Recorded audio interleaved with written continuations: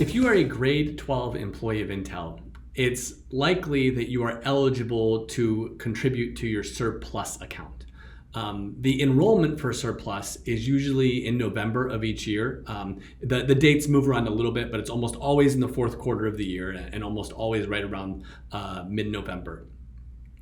And what SERPLUS is a deferred compensation account.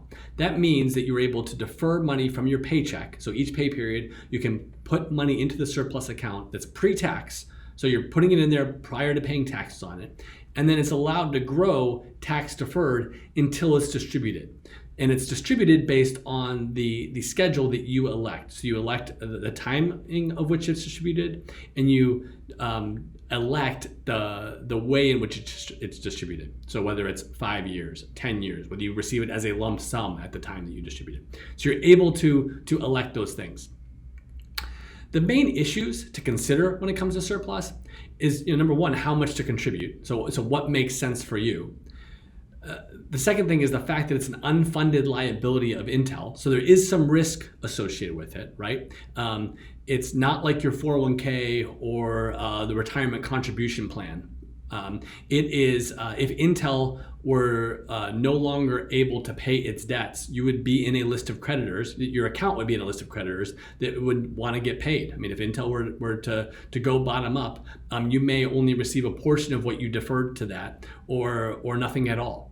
And the last is the last issue to consider is the timing of how you elect to have it distributed. So if you do contribute to it, when do you want it distributed out to you? Do you want it at your retirement? Do you want it sooner? And then how do you want it distributed? Like I said, as a lump sum or over a period of time.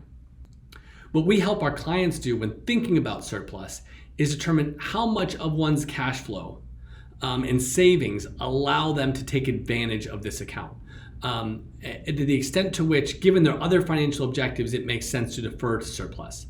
The second thing is how significant of a risk to their situation is the SERPLUS account already, right? So if someone has already contributed a large portion of their net worth to SERPLUS, obviously that risk I talked about, the risk that Intel goes belly up, becomes much more substantial in their case.